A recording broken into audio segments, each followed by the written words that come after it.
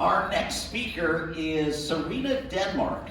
She is a hypnotherapy and NLP instructor and practitioner. After working as an emergency room and helicopter registered nurse for 25 years, she decided she wanted to help people get to the root of their problems instead of merely treating their symptoms. NLP, neuro-linguistic programming, and hypnosis proved invaluable in her own life to overcome incapacitating sadness and abandonment issues. Having experienced their power firsthand, she knew tapping into the power of the subconscious mind was the key to solving emotional, relationships, and even physical issues. She has spent the last 13 years discovering how the unconscious mind processes information and creates our reality. As a professional speaker, she is now sharing her unique perspective with the world at large. In her speech, Rewrite Your Past to Create a New Future, she shares how change can be fast and permanent once we learn how to communicate with our subconscious mind. Please help me welcome the human whisperer, Serena Denmark.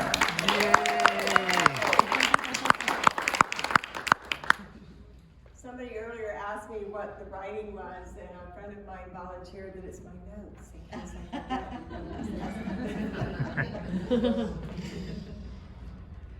Have you ever known a really good person, but bad things kept happening to them? You know, the nice girl that keeps dating losers. Why do bad things happen to good people? You want in on the secret? The universe doesn't give us what we deserve. The universe gives us what we believe we deserve. I was 8 years old when it happened, when I was plucked out of my average life in South Georgia and traveled back through time to another world. I was stripped of everything remotely familiar. And I was exiled to a boarding school in the remote African bush where everything was set circa 1920. Our clothes were washed by hand in the river. Our Flintstone version of a hot water heater was a giant oil drum with a wood fire built underneath. In my world, I was a tomboy. Rode bikes, climbed trees, and for some reason which no one's been able to explain to me, I was never seen without an old fishing hat. In this world, I lived in a dormitory. I slept under a mosquito net, and I was forced to wear dresses. Now, it didn't matter that I'd been taken away from my Saturday morning cartoons or that I lost my cut-off jeans and favorite hat. What did matter, what hurt, was that I lost my family. Everyone that mattered had been taken from me. And I was banished to this cold, regimented prison. The stoic British teachers were hardly approachable. They even censored our letters to make sure that we only wrote of pleasantries. I had no one to talk to about what I was going through. I felt completely alone. And in those darkest hours, some dark beliefs were beginning to form. Beliefs like, the world isn't safe. I'm not wanted. At the end of the semester, when all the kids were excited to be going home for vacation, I knew that I was going home to a mentally unstable mother. In her delusional state, God would tell her things about other family members. And then she would proceed to elicit or verbally beat a confession out of them. If they denied her accusations, she insisted they were lying because, well, God had told her, so it must be true. My passive father allowed these tirades to prevail, and my mother ruled family by fear. My siblings were my one reprieve. We banded together to express our feelings, to know that someone understood. And now my only comfort had been taken from me. We were sent to separate boarding schools. Our vacations didn't line up. So when I was home, I was dealing with a mentally ill mother. And I felt more alone than ever. Have you ever heard the expression that kids are resilient? I've come to believe that what that actually means is that kids are brilliant at repressing their feelings and traumas. And that's what I did. On the surface, I seemed okay. I was well behaved, I got good grades, but I had some deep abandonment issues. And there was another dysfunctional pattern forming in my subconscious. Having worked with hundreds of clients, I've noticed a pattern that emerges when we grow up in a household with two opposite role models. Imagine you grew up on a planet that only had chocolate and vanilla. You wouldn't know that you could order strawberry or pistachio. And if you grow up with a household with an abuser and a victim, they're the only two choices you know. And we unconsciously align with one or the other. We may think, I'd never let anybody treat me like that. And unconsciously align with the abuser who we view to have more power. Or we may say, I will never be like that jerk. And unconsciously align with the victim. Now I knew I wanted to be nothing like my mother.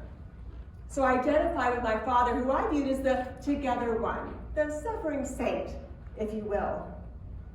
But here's the problem with the way that pattern is held together. In order for me to be the together one, well, I need to be with somebody who's not together, possibly even out of control. In order for me to be the suffering saint, I need to be with somebody who makes me suffer. It's the only way to balance the equation. Unconsciously, through the law of attraction, I brought people into my life over and over that were energetically and vibrationally just like my mother.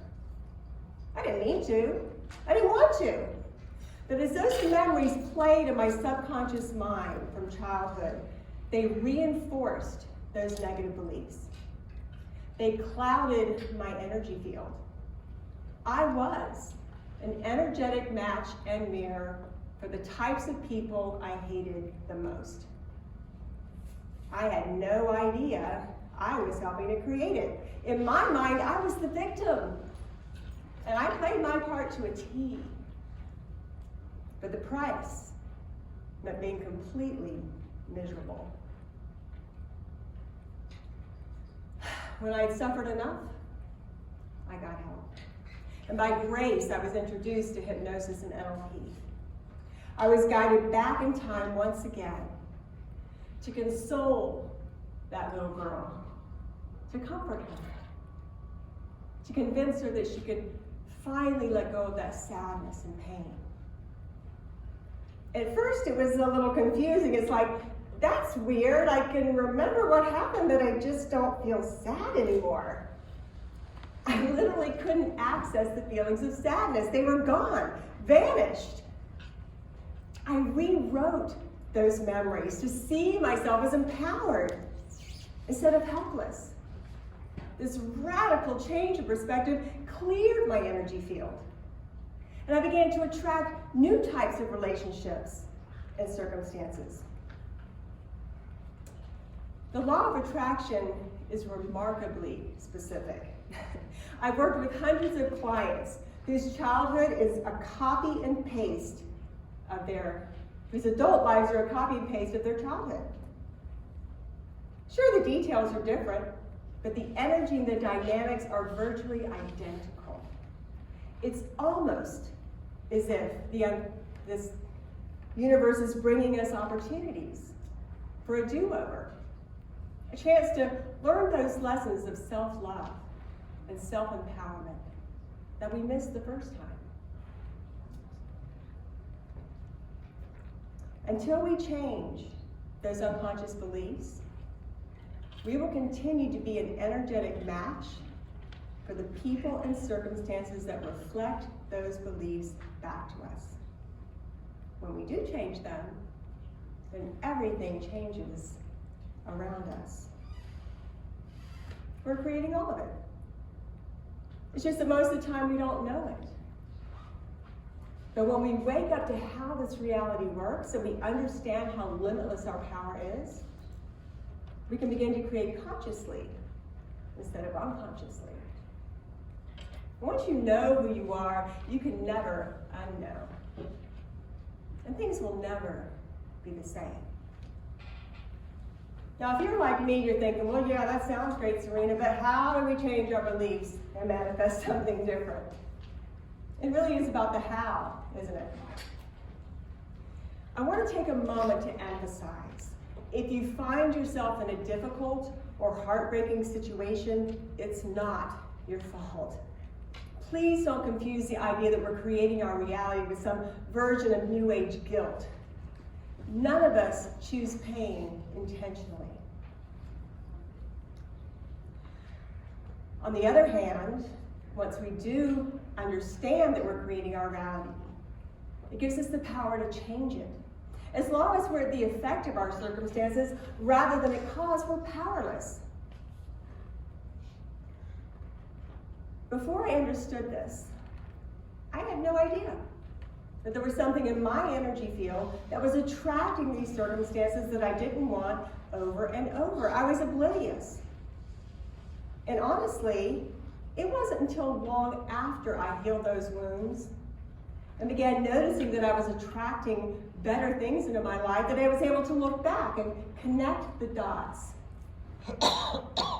Since then, I've combined my personal experience with my training and research to figure out how those patterns evolve. Now, when I'm working with clients, I listen from the perspective of the subconscious mind. So those patterns are easy to spot because your subconscious mind does have its own perspective and way of thinking. Your conscious mind thinks in words and logic. Your subconscious mind thinks in pictures, emotions, metaphor.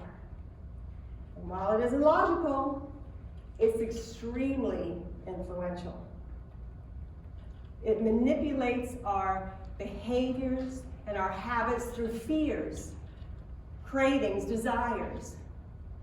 No matter how bad you want to change, you can almost never change through willpower alone. You may will yourself to lose 20 pounds until the day your subconscious mind screams, "Cookie!" Your subconscious mind only learns and creates change through experience. Let me say that again. Your subconscious mind only learns and creates change through experience. It doesn't understand logic, and it doesn't respond to reason. All of your beliefs, positive and negative, are a result of your experiences, the things you saw, the conversations you heard, and the emotions you felt. So the question is there a pattern you've noticed? Anything in your life that you would like to change or improve?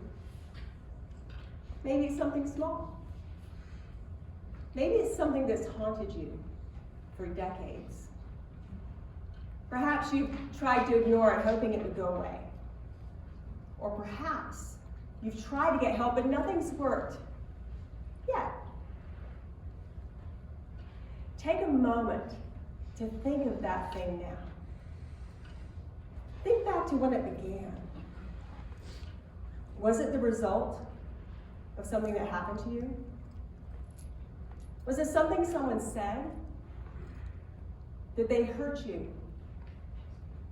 Did they betray you? Belittle you? What if you could feel better noticeably in a lasting way?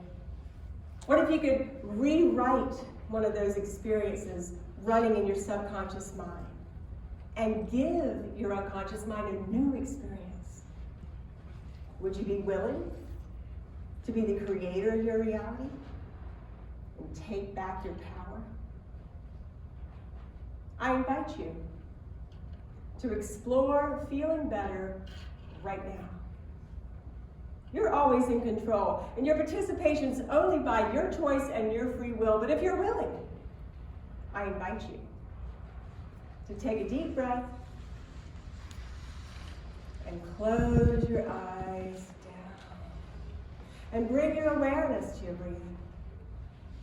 Focus on the air going in and out of your lungs. At the same time, focus on the air going in and out of your nose. Imagine, visualize, or think about a relaxing color of light. As you breathe in, that color relaxes your lungs. As it moves through your body, it relaxes every part of you. As you're focusing on your breathing and the color, silently in your mind, silently begin counting backwards from 100. And in between each number, say, relaxing more. In just a few moments, you'll begin to notice that you do indeed begin to feel relaxed, calm, peaceful. For you know that you are in control of your mind, in control of your thoughts, in control of your emotions, and of course, this is what real control is all about. Now take a moment to think of any time in your life, from a very small child to last week, any time anywhere with anyone when you felt love. Be there in that memory right now. See what was happening, hear what was happening, feel that love. Notice where you feel in your body. Allow it to begin to expand and grow and get bigger and warmer. Take your left hand and squeeze it into a fist. Take your left hand and squeeze it into the fist. The more you feel that love, the more you squeeze it. The more you squeeze, the more you feel it, and then relax it. Think of any memory, any time, anywhere with anyone when you felt happy. Be there in that moment. See it, hear it, feel that happening. It's bubbling up inside of you, lighter like bubbles, lighter and brighter, and squeeze it into your left fist. Think of a time when you felt courage. Of course, courage is feeling a little bit of fear, but pushing through it and overcoming. Be in that memory. Feel it making you taller, stronger, your shoulders more square, that power coursing through your veins, and squeeze it into your left fist. And relax it. Now think of one of those situations that you would like to change. Think maybe it was something that happened to you when you were a child, in your teens, in your 20s. Be in that memory for just a moment. See that younger self. Walk up to that younger self. Look them in the eye. Say, I've come back here to help you let all of this go, and let them express to you right now, silent in your mind, let that younger self express to you all of that pain. The sadness, the anger, the frustration, any hurt or betrayal, anything at all. And then put your arms around that younger self. Pour your love into them. And then bend down and whisper in their ear. Tell them all the things that are good about them. Tell them all the things that are right about them. All the things you've noticed that are special about them.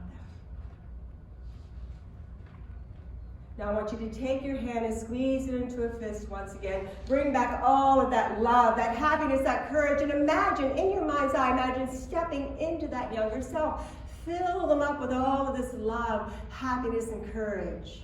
Notice how their face transforms. Notice how their body language transforms. Take a moment to enjoy this experience, knowing the truth of who you are. And once you know who you are, you can never unknow. And things will never be the same. And taking all the time you like, and only when you're ready, you can come back into the room and open your eyes.